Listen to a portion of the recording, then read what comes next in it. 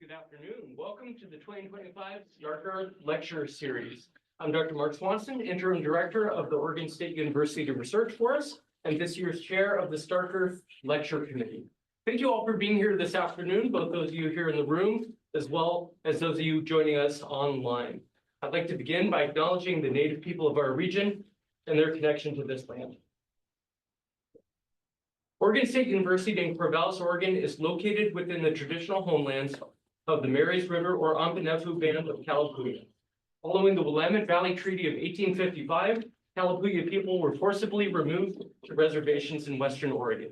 Today, their living descendants are a part of the Confederated Tribes of the Grand Ronde Community of Oregon and the Confederated Tribes of the Siletz Indians. The Starker Lectures were established in 1985 by the Starker family to commemorate the lives and legacy of Thurman James, or TJ Starker, and his son Bruce Starker. These visionary men were both graduates of this forestry program here at the College of Forestry at Oregon State University. And TJ, the founder of Starker Forest, was in the first graduating class in 1910. And he served as an early faculty member in the College of Forestry from 1922 to 1942. He then went on to found Starker Forest, which is still a leader in forestry here in this region. We are grateful for the support and community presence of Starker Forest and their excellent team. And I'd also like to recognize Mr. Bon Starker, here present in the room, part of the third generation of that family active in this region. Thank you for joining us, sir.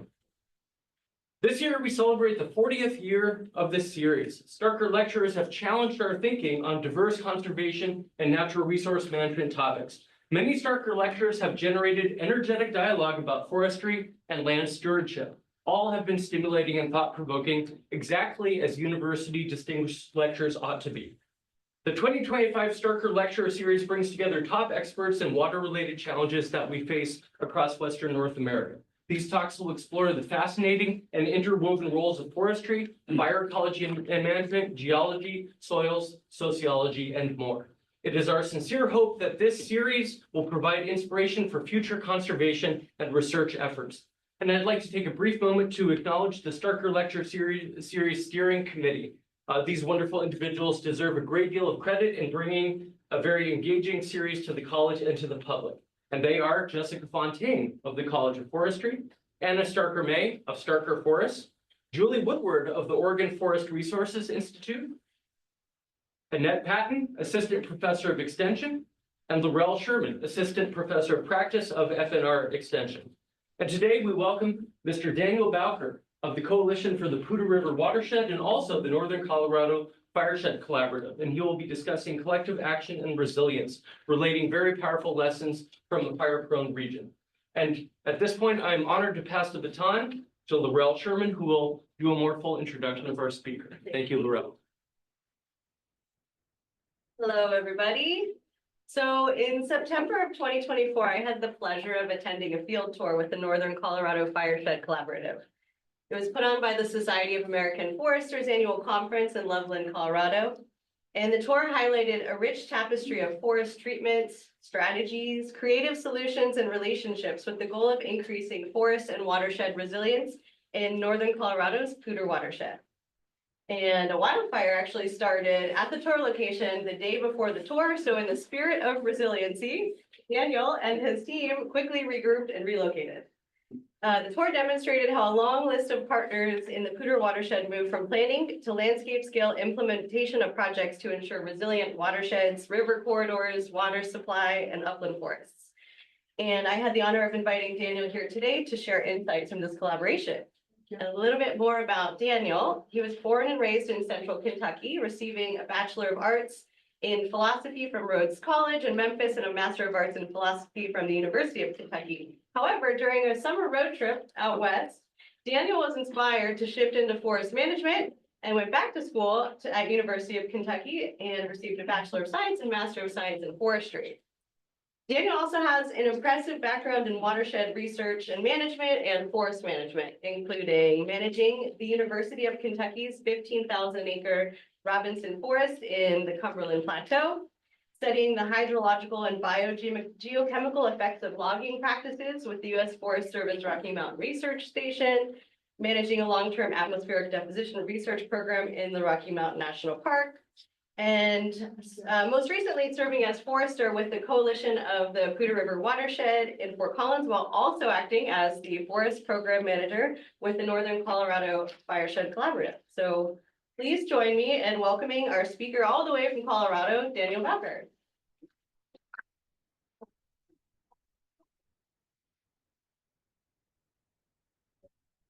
Microphone works, I guess it does. Good afternoon, everybody. Thank you very much for being here. It's really a pleasure. I'm happy to be here today. Thank you, Oregon State Department of Forestry, L'Oreal in particular, for coming on our tour and inviting me out today. Thank you to Starker Forest and the Starker family for having us out to your beautiful forest land today and for feeding us lunch and taking on a great tour. Really appreciate that. And for this lecture series here, really glad to take part. Again, my name is Daniel Bowker. I'm a forester with a watershed coalition in Northern Colorado, in Fort Collins, Colorado, called the Coalition for the Poudre River Watershed. I'm probably going to call that CPRW today as we talk. Try not to do too many acronyms for you guys.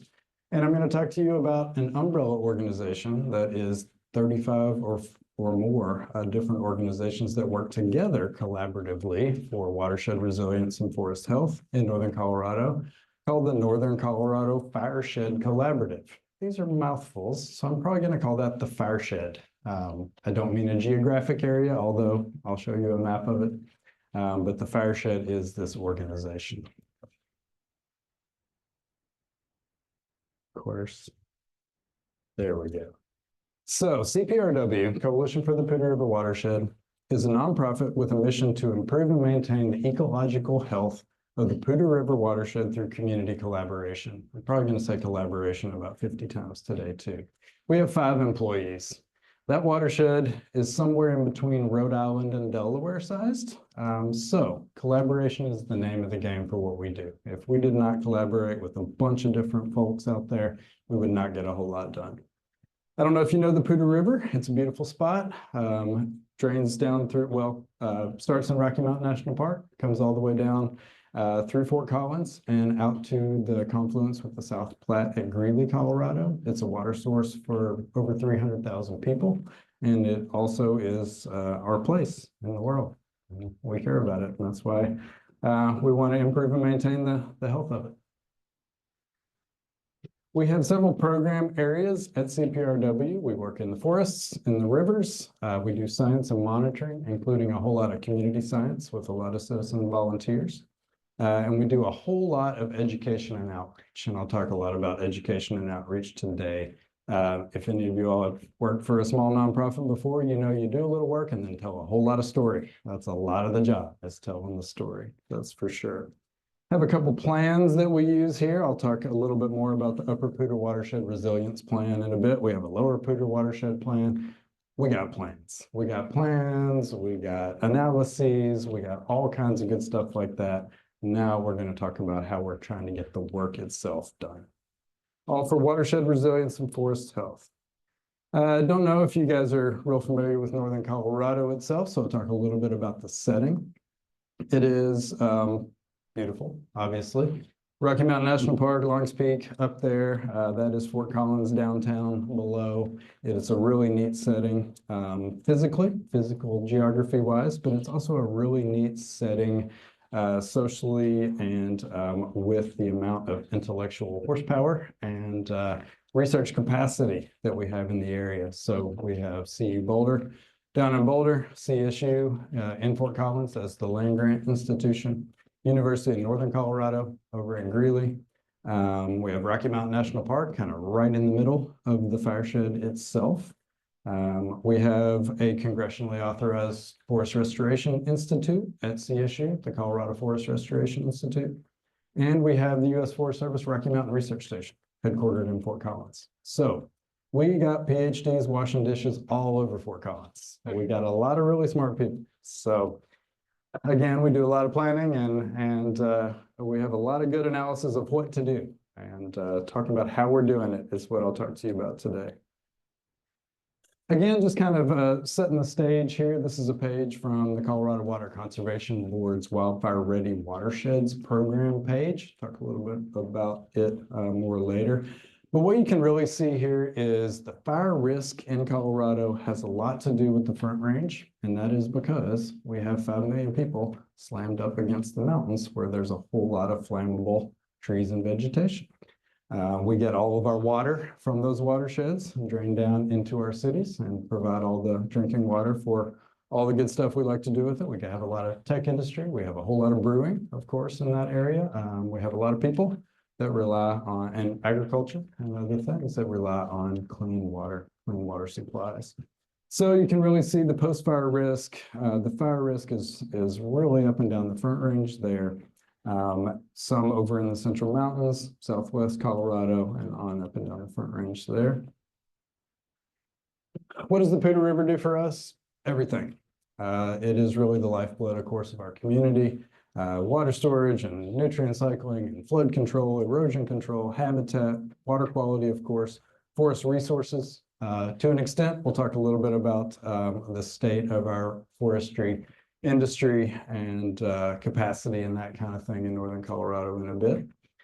It is not like what you all got going here, as I saw today, which was really cool to see. And of course, recreation. A whole lot of rafting and fishing and that kind of thing on the Poudre River. Another really interesting thing about this slide that I wanted to show, all these hill slopes are burned up around here, right? So this is the result of the Cameron Peak fire in 2020. And the way everything is set up in our watershed, this piece of property down at the bottom, in the bottomland, that's a piece of private property. This is how things were set up, of course. Forest Service got the rocks and ice, right? And the people that settled got the bottomlands and farmed and ranched and that kind of thing. So we have everything set up in a way that, 5,000 acres of federal ground, in this case, high intensity burn, filters down through the watershed through about 150 acres of private ground and then dumps right to the river. So those private properties are critical. They're critical integrators. They're critical places to work. So we work a lot with those private property owners to do stream restoration, forest restoration, that kind of thing, because they're so important in our watershed. Again, intellectual horsepower in that area. So we do have kind of the Bible of ponderosa pine dry mixed conifer restoration that came out of the Rocky Mountain Research Station.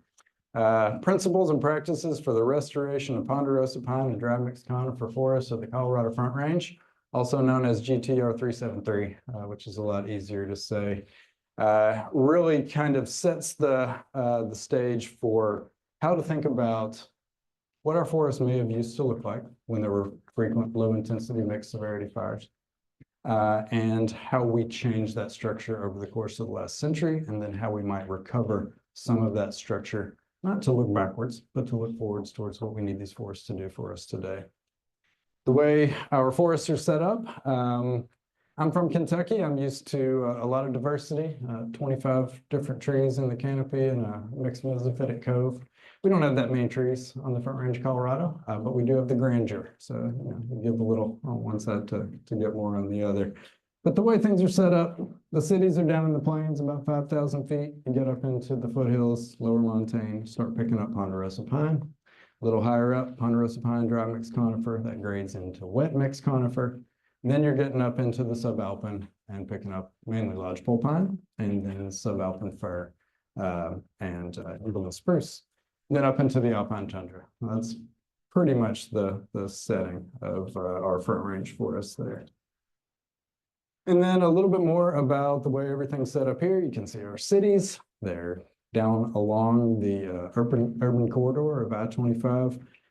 Everything uphill, ponderosa pine, mixed conifer, and on up into lodgepole spruce fir. Those are the watersheds that drain right down into our cities. So when those burn and burn hot and burn in the ways we don't want them to burn, has serious effects for everything downstream. And then the map on the right shows you some more research, but shows you the history of low and mixed severity fire up and down the Front Range. And so generally mixed and low severity fire was very common in the historic era up and down the Front Range before the era of fire suppression. So we do have a history of a lot of fire in that area. that one I'll skip, just giving you a little more about the setting. North-facing slopes are a little denser, south-facing slopes should be more open. A lot of what's happened over the past many years is that these have filled in and gotten denser.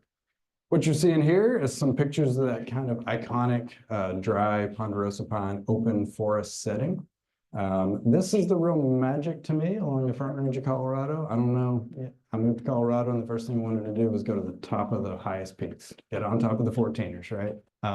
It's cool up there, but you know, the diversity, that kind of thing, even in the lodgepole pine, subalpine area, that kind of thing. You don't have a lot going on the ground. There's a shrub layer, but not a whole lot. Come down into the ponderosa pine and dry mixed conifer, especially when it's open like this. That's where the real magic is. That's where the grasses and the forbs and flowers and the shrub layer is very diverse. The different habitat, the heterogeneity of openings and light regimes and all that kind of thing. That's a really iconic setting. This is the area that has really changed a lot over the past century. And so areas that used to look like this, there's a historic photo, and here's a recent photo of an area that's been managed a lot to kind of set it back towards this sort of open look there with a lot of thinning, pile burning, some mechanical treatment, some prescribed fire. That's how we manage these forests back into something like that. But a lot of our forests are really filled in these days. This is a picture along the South Platte. You can see how much density has increased over the past century. Another picture from Gear Canyon showing the same thing. I love that the guy matched the pose. I mean, if you're gonna take the same picture, you gotta match the pose, right? Very, very funny. But I mean, just look at that slope over there and you can really see what has occurred over the past century or so of fire suppression and other land use practices as well, but fire suppression being a big driver of the increase in density of our forests. These are fire forests. They evolved with frequent fire. A good friend of mine at the Conservation District said something one time that I thought was really interesting. She said that that trees really are incidental to our landscape. I thought that was fascinating. It's an interesting way to think about it. Trees are where they are in our landscape because fire allows them to be there. Fire is the structuring agent in these forests, these frequent fire forests. I thought that was a really interesting way to think about it. And then with the lack of fire, the density has increased to the point where we're really getting more, we have so much more fuel loading. These large severe wildfires, especially in this ponderosa pine dry mixed conifer setting, are out of the realm of how they used to burn. This is not a great situation for this area, for sure. You're looking at a couple pictures here. The one on the bottom left is the High Park fire that was in the Poudre River watershed back in 2012. That's a high intensity burn area, high severity, high burn severity on the soils there. The top picture is the Hangman fire outside of Denver back in 2002. It still pretty much looks like that. You're not getting a whole lot of tree regeneration in those areas. Really kind of type conversion, you know, in a lot of places. So impacts to mountain communities are huge. A lot of people live in these woods, of course, and their impacts to life and property, that kind of thing, livelihoods. And then a whole lot of erosion, increases in runoff. We see a lot of sediment and ash get into our river systems after these fires burn this way. Loss of mature habitat, land type conversion, all the negative effects of these fires. So the Fireshed Collaborative, first I'm going to show you kind of the geographic area. We're operating from the Wyoming border down to I-70, Clear Creek County. So that's pretty much Larimer, Boulder counties, Clear Creek County, part of Jefferson County, and then Grand County over on the west side of the divide. It is an absolute checkerboard of ownership, as I was looking at the map of this area, as it is too. You guys are familiar with that. But the green is Forest Service, a lot of Forest Service, Arapahoe, Roosevelt, mainly in this area. The purple is Rocky Mountain National Park, so a big holding right there in the middle. Yellow is BLM, blue is state, and then a lot of private property, especially in that area of northern Larimer County where I am. It is an actual checkerboard, where some of it is state land board, some of it is Forest Service, and some of it is private. Tough to manage squares on the landscape, that's for sure. And if you only do the green squares, you're only doing half of it, or a little more than half. So that's the reason for the collaboration, trying to work across those boundaries. So what's been happening in the Fireshed area over the past several years? Well, fire. That was a pretty big one. That was a bobcat fire back in the early 2000s. Had the 4 Mile fire down in Boulder County. That was not huge geographically, but very impactful. Millions and millions of dollars worth of homes were lost outside of Boulder in that fire. A few more over the course of the next several years. We got the Hewlett Gulch fire up in Larimer County in the summer of 2012. That one was pretty scary. And then the High Park fire. Wow. So that was a big one. All of a sudden, we have a 90,000 acre fire in our watershed. Really burned a lot of that ponderosa pine dry mixed conifer. It was a huge wake up call. We didn't know they can be that big. This was 2 years after I moved to Colorado, and I thought, what have I got myself into? This place burns like this? Oh my gosh. So that was a big wake up call. That one, and I'll get into the story a little bit in a minute, was kind of the impetus for a lot of the watershed collaboratives that popped up and down the Front Range. And then we get a few more, and then 2020. Oh my gosh. And that's worth doing again. Before 2020, 2020. That was huge. 2020 was an awesome year in so many ways. Of course, you all remember, tried to forget a lot of it, but the Cameron Peak fire is the large one that borders the High Park fire that I showed earlier. That was 208,000 acres in the Poudre River watershed and the Big Thompson watershed, a little bit in the Laramie River watershed. We had the Mullen fire up in Wyoming that came down into Colorado. And then we had the East Troublesome fire that started over in Graham County. Burned something like 100,000 acres in a weekend, something like that. And then even while that was going on, they were saying there is absolutely no way that this fire will cross 1.5 miles of alpine tundra and start a fire on the east side. And that's exactly what it did. So I think we say unprecedented a lot. It's one of my least favorite words, but it might fit in this case. Quite a fire year. So lots of fires in the Poudre watershed, Big Thompson watershed in our area. So after the High Park fire in 2012, of course, 20 minutes, thank you. We had a lot of flooding in 2013 on the Front Range. And a lot of this was in those fire burn areas. A lot of it was just a whole lot of rain coming down these mountain canyons all at the same time. We got a lot of flooding, a lot of debris flow, a lot of infrastructure impacts, that kind of thing. A bunch of organizations in and around the Poudre watershed got together, formed this High Park Restoration Coalition, and became a nonprofit in 2013 to try to figure out how to repair and restore some of these stream systems. So we started doing work to fix the channels, to fix the banks, to plant some willows, to put the meanders back in, that kind of thing, to restore a lot of these areas that were damaged in the fire and flooding. And then after a few years of that, 4 or 5 years of that, we started looking up in the upper Poudre watershed and saying, okay, this is going to happen again. What hasn't burned and what are the areas that we really need to work in to make fires burn better and differently in the future for benefit instead of in the way that we've been seeing. So we did a big analysis. We got a consultant. We looked at the HUC 14 level, Hydrologic Unit Code 14 level, 2 to 5,000 acre level. Broke the entire upper watershed up into about 400 of these sub-watersheds and looked at things like slope steepness, canopy density, nearness to infrastructure, debris flow potential, all that kind of thing, and said, all right, if we have to manage Delaware, we should break it up into some smaller pieces and figure out where are the areas that we really need to focus on. So we got a nice map that points us into the areas where we need to work. We just updated that in 2024 with a bunch of new data from the Cameron Peak fire. Things changed, of course, in the Cameron Peak fire and a bunch of new publicly available data. So we got a good plan. We're starting to do stuff. We're doing, CPRW is doing some forest treatments. We know some landowners. We're doing some pile burning and some thinning and some mechanical treatments, a little bit of prescribed fire. The State Forest Service is doing the same thing. The conservation districts, the NRCS affiliated conservation districts are doing the same thing.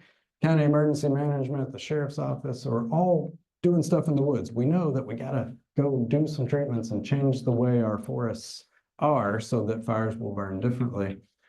But we don't really know what everybody's doing. So we had this genius idea that we should print out some big maps and put them all on the table, bring out the magic markers and say, all right, who's doing what where? Who knows who? okay, I got this one going here. If you're gonna operate next door, maybe we ought to think about writing a management plan together and sharing a contract or something like that. And so this is where this Fireshed collaboration really got going. We got a good idea of where we need to work. We're starting to get an idea of where everybody's working, putting it all on the same map. I hate to bring all this down to just, we're all just using the same map, but that's a huge part of this collaboration is just getting everything on the same map so we know what's going on. The Magic Feather Prescribed Fire Project was a real big impetus for this as well.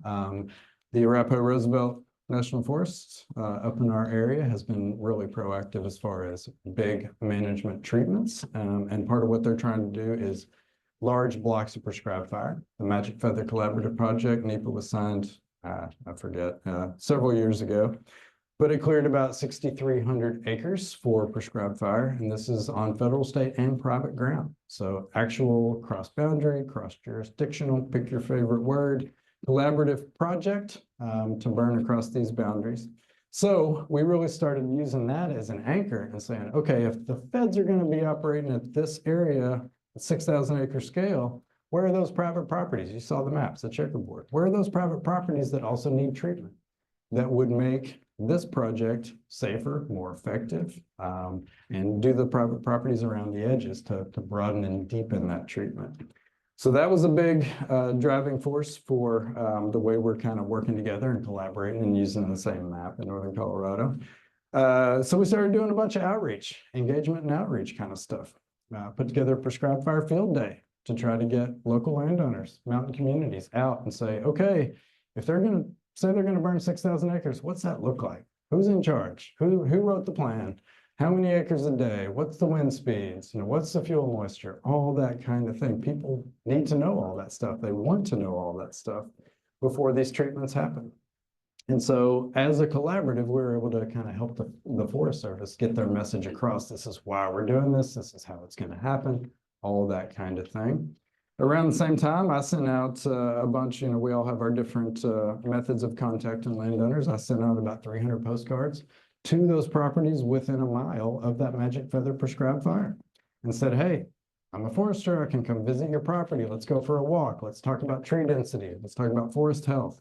Do you have any concerns? Do you want a management plan? Do you want me to try to help you find a grant so we can do some treatments on your property that would be near this Magic Feather burn? I got about a 10% response rate on that, which was really good. A lot of those people that I met early on are people that I'm still working with. They're real community leaders. So that was a big part of what we were trying to do is reach out to those local landowners and community members. And we know what we need to do. It's not oak silviculture, that's for sure. This is dropping the density is a lot of what we're trying to do. There's a lot more to it than that, and I'm simplifying it a lot. But forests are too dense. Got to drop the density so fire burns differently. So reducing the density. I know Doug fir is a big moneymaker out here. That is not really what we want in this area, as these forests have densified and gotten shadier and cooler. Doug fir is regenerating better than pine in a lot of these areas. And so the objective is to remove a lot of this Doug fir in these areas. Want to keep the old trees. They're already fire resilient, plus they're morphologically cool. And we want to keep those around. They get old and die and become great snags, great habitat. We want to get some openings back on the ground. We've lost a lot of our openings, and we want to vary that density with aspects. So we got denser north-facing slopes and less dense south-facing slopes. So we kind of know what everybody's doing. We're starting to reach out. The feds are doing big burns. We've got some good treatments ready to go. We kind of know how to do these. We do not have a robust forest industry in Northern Colorado. We just don't really have the timber base to do this. Back in recent history, I guess, the Forest Service was doing more large harvest blocks up in the subalpine, some of that old spruce and some lodgepole pine and that kind of thing. Ponderosa pine is not in our area, not what you want to saw up in a 2x4. It's not really, that's not the product, that's for sure. So what we have is a whole lot of wood we got to get rid of is really what we're trying to do. If you got steep slopes and bad access, a lot of that is hiking in with chainsaws, cutting up the small stuff, making piles and trying to burn the piles. That's got its difficulties as well. Burning anything is tough in Colorado in a lot of ways, but you're still not really getting to the ground fuel and you're still not knocking holes in the canopy if you're doing that thin film below kind of stuff, but it's your only option in places.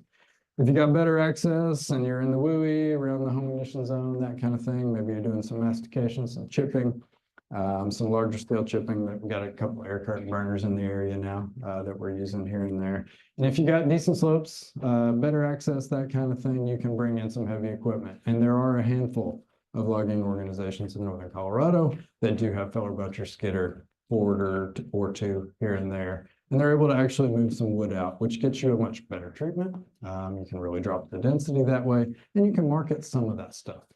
Although, even the big trees they're bringing out, a lot of times are getting chipped. They're going down to the Front Range to dairies for animal bedding, that kind of thing. They just really aren't timber products at the moment.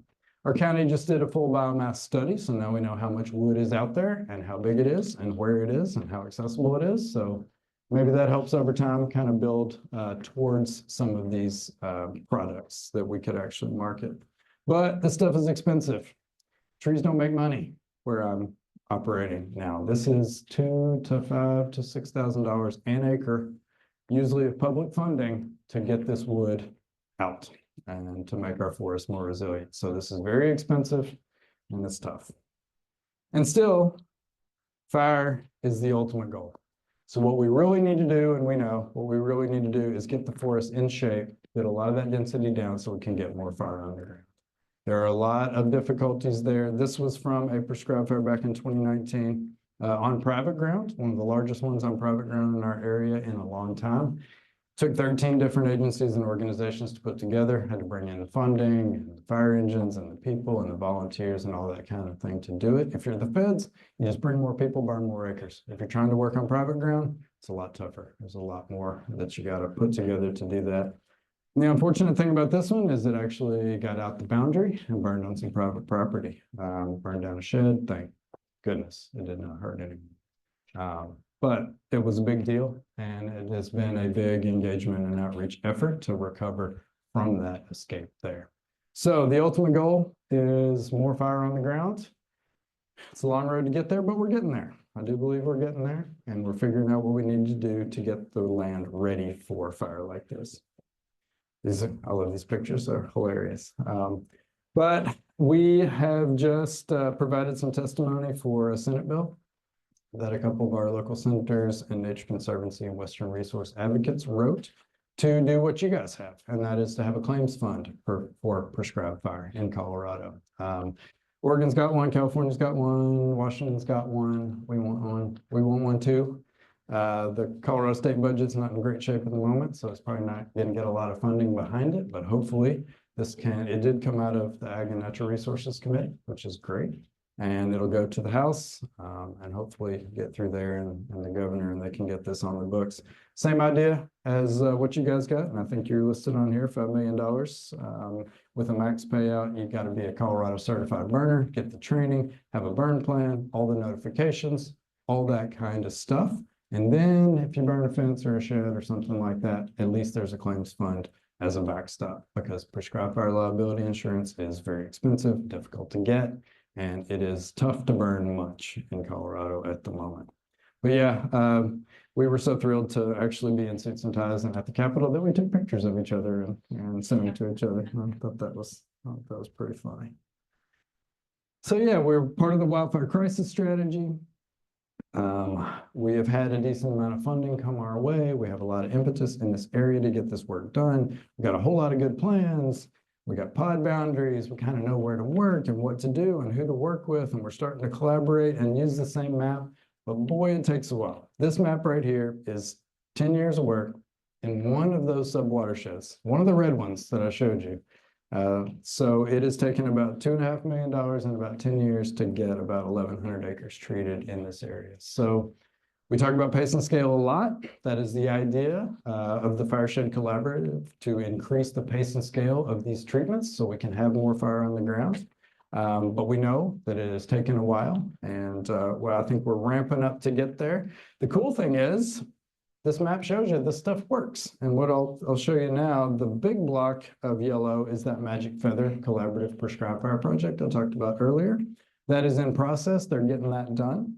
The purple are the private lands prescribed fires that have happened in 2017 and 19. You can see the purple one that kind of squirted out over to the east there on the east or on the west side of that community at Glacier View Meadows.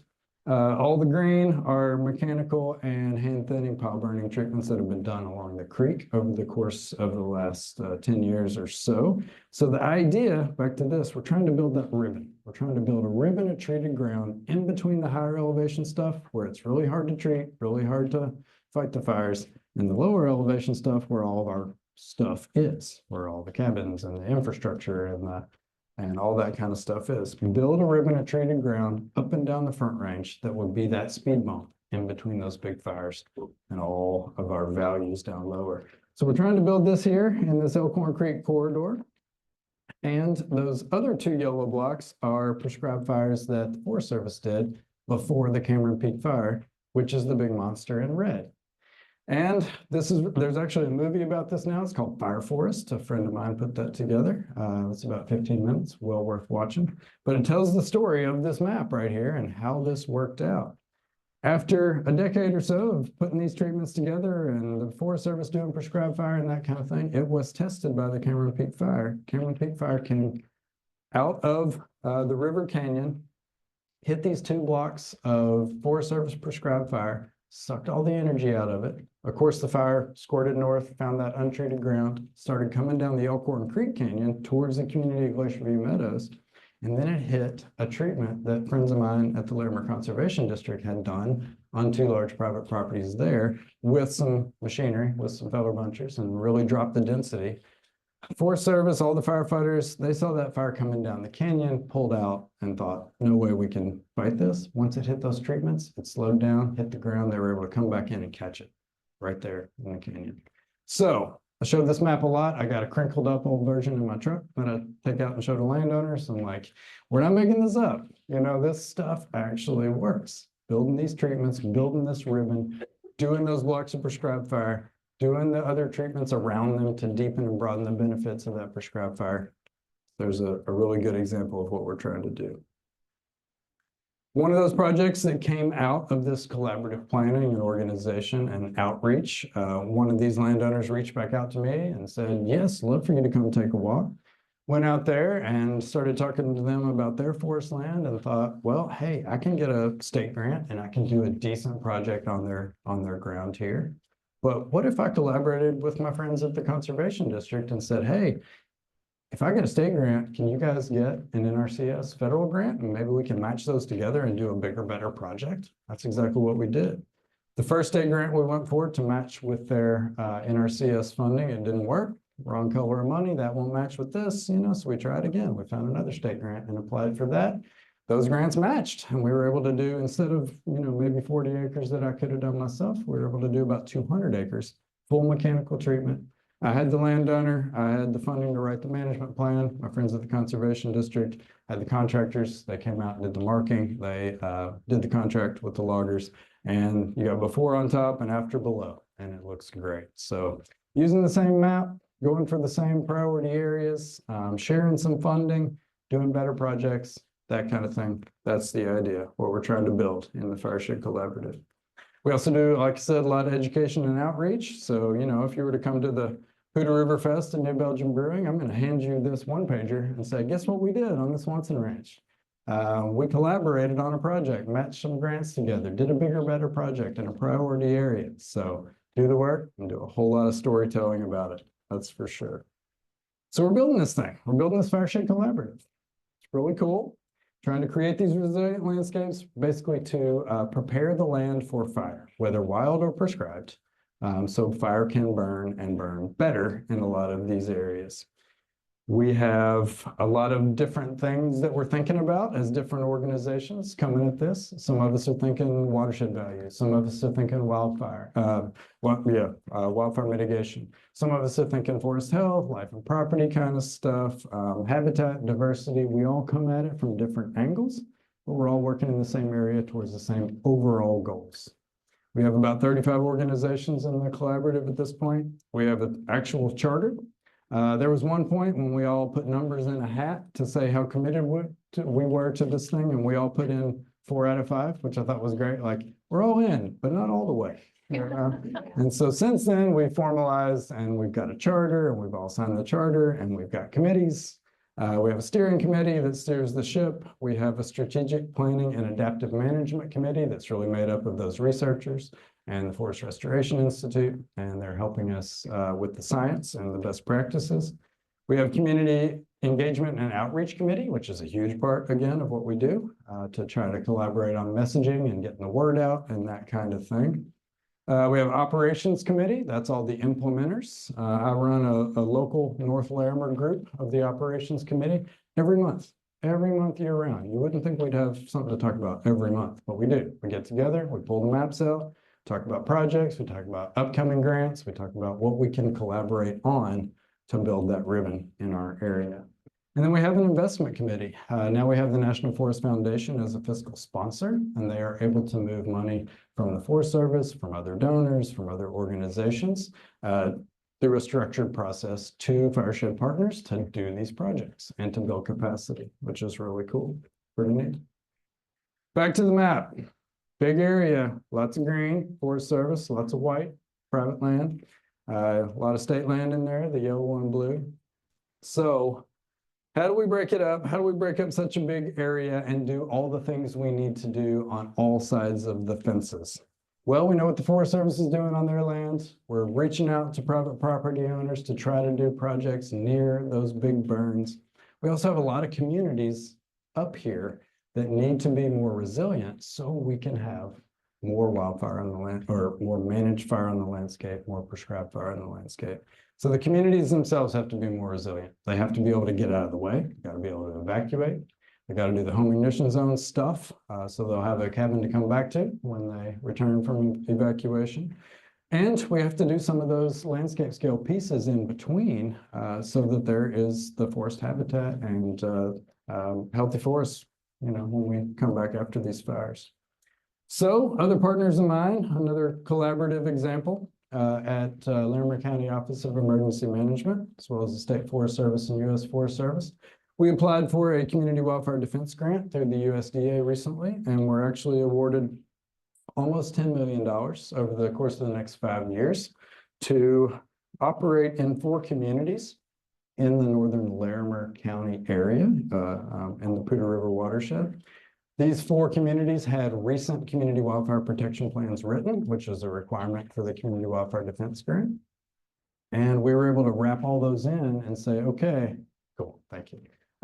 We need a decent amount of money to do the community resilience side of this equation, and we're awarded the grant to do so. Flip through a couple of these. One of the really cool things about this process is that it is community driven. So these communities either paid for or wrote their own community wildfire protection plans. They identified their own priorities. They know where they need to work to make their own communities more resilient. They decided on all that. They bring it up to our advisory team, which is all the communities and then a bunch of other Fireshed partners. And we help kind of make those decisions and say, that's a great priority, but I don't think it's feasible, or that one looks like a good one. Let's go with that one. And we're kind of building this from the ground up so that the communities have a real voice in what gets done. It's not just Daniel and Josh coming in and saying, we think you all ought to do this. We're letting them drive this with their community wildfire protection plans and then making those decisions how we can spend that money to make the communities more resilient. We're going to do a bunch of stuff. We got about $4.5 million for fuels treatments, up to 800 acres of larger landscape scale stuff, up to 10 miles of highest priority roadways and evacuation routes, a bunch of home ignition zone work and defensible space assessments and treatments. Evacuation planning, we're actually going to do some evacuation drills to see if people can grab their go bags and go. Biomass reduction, again, we're going to make a lot of wood. That's for sure. So we're going to have to run chipper days and air curtain burner days and figure out how to get all this stuff out of the way. And then I'm going to hire a couple of foresters, which is going to be really exciting because so far I've been a team of 1. So it'll be nice to have some people to get the stuff done. But why, again, back to the map, I'm a map guy, and so I look at maps all the time, forcing you all to look at my maps today. But this upper watershed, we got a lot of federal ground, but then a lot of that, if the federal side of things, they've got their own planning process, how do we bring in all the private property to kind of a large landscape scale planning process? Why do we need to operate at that scale? Why not just do this parcel and that parcel and not worry about collaborating on this grand scale? Well, fire operates at this scale. That's why we have to think at this scale. If we're going to get 300,000 acres of fire in the course of a decade, we need to be thinking on the scale of 3 to 4 to 500,000 acres. The feds are doing it. This is the green boundary there is a new NEPA that they just got signed last year called the Black Diamond Resiliency Project. It's about 250,000 acres conditions-based NEPA. So if they find an area that meets certain conditions, they already have cleared actions that they can take, which is really neat and really forward thinking. So instead of saying, all right, let's do a whole NEPA process for 40 acres, they did it for 250,000. Now they can do project-based clearances under that NEPA, which is really neat. So they're thinking at that scale. And then again, how do you bring all the white boxes, all the private property in? Well, those are the community wildfire protection plans that are part of that CWDG grant that I just mentioned. So we're really trying to match the scale that the Repo Roosevelt is thinking at, that fires operate at. We need to get people to think not just my parcel, my driveway, my road association, my fire district even, but what does my community play? What does my parcel play in this grand picture? And how do we all work towards this process together? That's what we're trying to accomplish there. Luckily, we don't have to make it up. This is from Glacier View Meadows CWPP. They've already identified their priority hill slopes. They've identified their priority roadways. All we have to do is decide which ones are the best bang for the buck and do the stuff with the award that we have. Pretty neat. We do hope to, the way we'll go about this, start with evacuation route stuff, develop a home ignition zone program kind of in concert with that, start to integrate some of that large parcel open space work in with the Black Diamond planning and the Fireshed planning, using the big maps I was showing earlier. We do hope to get a lot of increased decision space out of this. We were talking decision space earlier about prescribed fire. So both under suppression and wildfire management, or for large blocks of prescribed fire, if we have more treated areas, if we have more resilient watersheds, if we have more resilient communities, firefighters can make different decisions when these fires start.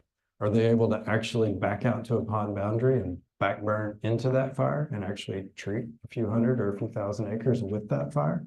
Are we able to have safer, more effective blocks of prescribed fire because we've done the work around that area? That's what we're trying to do, is increase that decision space. We're also trying to build a culture of management implementation. A lot of people move to Colorado and just want to look at green trees, and that's great. But I think at this point, we know that we need to manage these landscapes in an active way, really face our wildfire risk, take responsibility for it, and actively manage our landscape in order to change the way that our wildfire risk looks right now. Trying to build this for the long term, and part of this is getting people to, and this was really neat when we were at Starker Forest earlier, we were talking about how you guys have mountain bike trails through your managed ground, which I think that's a really neat way to get people to see that forest management in action. You can still recreate in a managed area. And for a long time, I think particularly in this area of Northern Colorado, we've wanted to go out in the landscape and pretend like nothing's ever happened there. Nobody manages it and that kind of thing. But to get people to see that you can recreate, you can enjoy aesthetically a managed landscape, a burned landscape, just as you can a pristine one, no such thing. Another one of my least favorite words. That is another thing that we're trying to do here. These are lived environments. How do you live in an environment that is managed? Part of what we're trying to do, QR code. You can scan that and learn more about it. Again, big landscape, big fires lately after the fire. And I know I'm going to try to wrap this up in the next 10 or so. But this is not formally part of the Fireshed Collaborative at this point. But it's interesting, a whole lot of those same partners operate in the post-fire space. So after these fires burn, there's a whole lot to do. We've talked a lot about, in the Fireshed Collaborative, we talked a lot about what do you do before the fire? How do you make the land ready for fire? Well, we haven't talked a whole lot about what do you do during the fire, suppression and response. That's a huge part of the equation. And then what do you do after the fire? It's gonna burn. So what do we do after the fire? Cameron Peak Fire gave us a really good way to think through that and all come together and figure a lot of this stuff out. Huge impact. I mean, there's the numbers. It's more than numbers. I've always said if I ever get a tattoo, it'll be that outline of the Cameron Peak Fire because it'll just burn literally into my brain. I see that everywhere. I've been on most of those acres. It was big impact. Lasted for 4 months, smoke in the air forever. Huge response. It was big. But again, a lot of those same organizations and partners work together in the post-fire space. And to me, that is kind of the next logical step of this Fireshed Collaborative. How do we work before the fires? How do we work during the fires? And then what do we do afterwards? We'll go through this in detail. You guys know what happens in a high-intensity wildfire. Less absorption, more runoff, more sediment and ash, nutrients, debris flows, all the stuff. To work in an area as big as the Cameron Peak Fire, we had to do a lot of prioritization again. Again, a huge area, 208,000 acres. Where do you work? Well, we looked closely at that HUC 14 level again, same consultant actually, and looked at soil burn severity, debris flow, risk, sediment, potential, that kind of thing. Came up with a map of that fire to say, okay, these are the areas that we really need to target. We have a pretty much three-pronged approach for post-fire work at CPRW, and a lot of our partners do similar stuff. We worked with a lot of our partners together on all of these types of post-fire projects. We did a bunch of aerial mulching, which is really cool. Yeah, we could talk about the effectiveness of that. There's a couple of papers that have come out recently about that that are worth looking into. Done a lot of point mitigation. That's kind of the in-stream work, and we've done a lot of reforestation. Aerial mulching, we completed about 9,000 acres, mainly forest service ground. And the idea is exactly what you would imagine, getting some carbon back on that hill slope to slow the rain down, to slow down the erosion. That is really the idea there.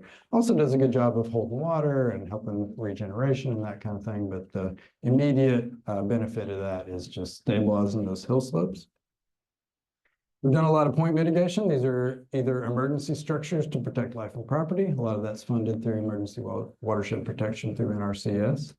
And then we've done a lot of in-stream and hill slope work to stop erosion on hill slopes and to slow water down as it's coming down the streams, spread it out, let it drop that sediment and that kind of thing before it comes down into our water supply. And then we've done a whole lot of reforestation. Over the past few years, our partners and us have done about 38,000 trees planted to date. That is ponderosa pine, basically in areas that were burned in the Cameron Peak Fire and the High Park Fire. We've replanted some areas that were double burned, actually burned in High Park and then burned in Cameron Peak again, so they had no seed source left. We're doing those at a fairly low density. We're doing a lot of this with volunteers and youth corps crews and that kind of thing. But we're using best available science, working with Nature Conservancy and others, Trees, Water, People, a lot of these groups that know the best available science, looking at climate water deficit, using nurse objects, planting on northeast sides of objects and that kind of thing. We've got about a 78% survival rate, which is really neat. Again, this is all on private ground. The feds are doing a lot of the acres on their ground as well. But back to the point mitigation stuff, and then I'll wrap this up. This is kind of the way forward as I see it. What's that? It's a river. Really cool. It's a LiDAR picture of river channel. Our rivers don't really look like that in a lot of places in the West anymore, but it's really neat to see the potential and how some of that used to operate. This is, we call this low-tech process-based restoration. This is getting the wood back in the streams to slow the water down, spread it out, reconnect those streams to their floodplains, slow down the incision, and to regreen the landscape in these valleys. That's a lot of what we're trying to do. This is Elkhorn Creek, further up from where I was showing you the map earlier. This was burned in the Cameron Peak Fire. We put in 22 of these post-assisted log structures and beaver dam analogs. Don't say dam in Colorado. It's a very bad word. We're not stopping the water. We're just slowing it down a little bit as it comes on down because somebody owns every drop. That's for sure. So slowing the water down, spreading it out, reconnecting it to the floodplain. We put in a bunch of those structures in Elkhorn Creek in a relic beaver meadow. Hadn't been beaver in it for 20 or 30 years, but you can see where their old structures were. Basically plugged the holes in those. And over the course of 2 seasons of runoff, we gathered 32,000 cubic feet of sediment just in this floodplain. That's like 80 dump truckloads, I think, something like that, of sediment and ash that did not go all the way downstream into our river system. This stuff is fairly cheap, it's really effective, and people are really excited about it. So we're moving towards this in a lot of places. This is it during runoff last year. I mean, for a stream that was tiny, little in size stream in the middle of that meadow, that's what it looks like during runoff now. It is wet from edge to edge. Really cool. No beaver back in it yet, but you know, making it attractive for them, that's for sure. We're not putting the beaver back in. Some folks are actually doing that. We're not doing that at this point. Flip through that.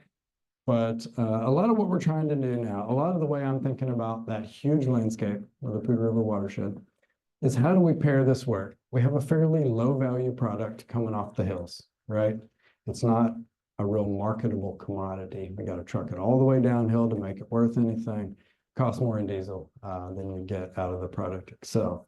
So where can we pair this work? Where can we take the wood off the hill where there's too much of it and put it back in the stream where there's not enough of it? That's a lot of what we're trying to do at different scales.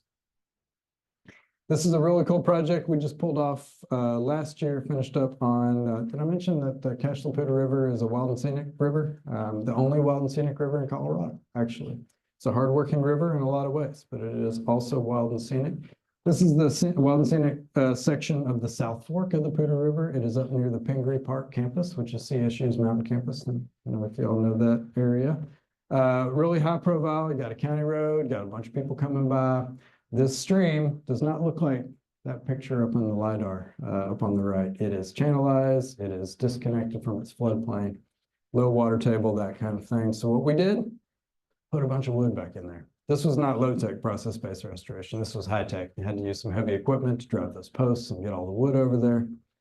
But we put in a bunch of those structures in this area. The water table's already coming up. And the cool thing was we got those trees from a project just up the road. Again, another partnership with the Larimer Conservation District. I knew the landowner, thought, you know, I might get a small grant and do a treatment, but I could bring in the Conservation District. We can match some money, do a bigger, better treatment. The area is burned around it, but we had about 50 acres there that still need to be treated to reduce that density. So we did that treatment kind of the same way we did the Swanson Ranch, matching that money. They ran the contractors, all that kind of thing. Made a bunch of wood. Some of that was a product. The logger here has a yard in town, and he was able to utilize a bunch of that stuff for post and pole and all the stuff that he sells. But we had a lot of wood that he did not need or want. And we were able to move that 1.5 miles downstream and put it back in the river, which is pretty cool. Instead of trucking that down 40 miles to the Front Range and having to chip it up to make it a product, now it becomes, you know, thinking about value, not just the dollar value, but the ecosystem service value that you get out of that wood, getting it back into the stream. Water table's already up, reconnecting that floodplain. Pretty neat project. A couple more really good pictures that one of our consultants got with the drone. That's a lot of what we're trying to do these days. I'll flip through that. But again, big area. We got a lot of good maps, got a lot of good prioritizations. We know where to work. We got our action areas, but it's a huge area. Break it up into the small pieces. Let's just do this a piece at a time. Take that small sub-watershed in pink, zoom in on it, and say, okay, we got a couple 100 acres of forestry work that we need to do. We got several sections of the stream that need to be restored to restore those floodplains. And we got 3 or 4 badly undersized culverts. Tell you what, if we replace those culverts with something that can handle post-fire flows, we do the forest restoration work, use that wood in the streams, we can call that a resilient sub-watershed, a couple thousand acres at a time. That's a lot of what we're trying to do in Northern Colorado.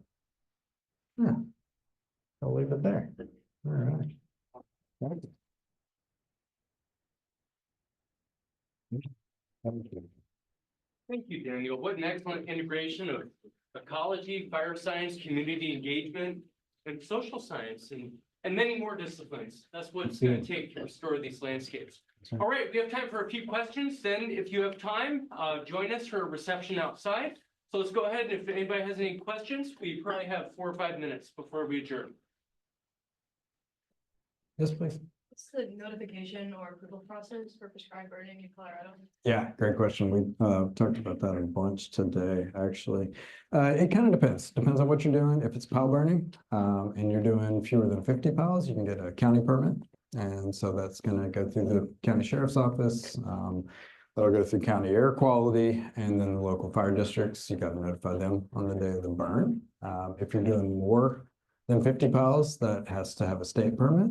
And so that would go through Division of Public Health and Environment. And that's more of a smoke management thing if you're burning that many piles. And then, yeah, you would same notifications, local fire district, that kind of thing. If it's broadcast burning, nobody private is really doing broadcast burning in our area at this time. Hopefully we'll see some fire districts kind of coming along. There are some in Southern Colorado that are doing some broadcast prescribed fires.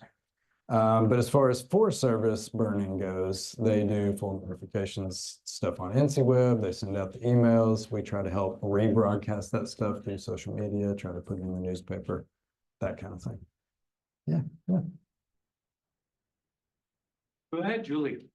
Some of our collaboratives in Oregon who try and do similar work get a lot of buy-in from local community. There's that effort, but then inevitably there's some outside sources that put pressure. Have you had that, and how have you addressed that to help? Absolutely, yes. That is growing at the moment too. And that community engagement and outreach committee is doing a whole lot right now. They've run a couple selective science webinars and seminars on how to sift through the science and how to prevent kind of the cherry picking of the results that you want to see and that kind of thing.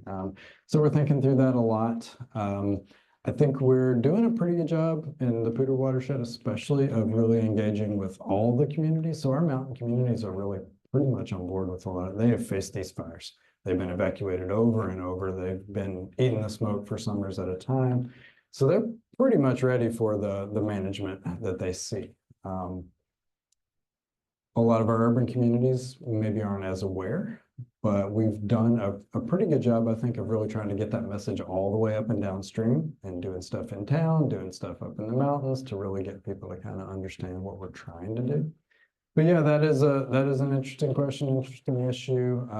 We're working towards it, really trying to help people kind of sift through the science and that kind of thing. But it's an issue we're facing for sure. Katie, go ahead. Yeah, you didn't mention, and maybe because it's not there, but I'm wondering about exotic species. Mhm.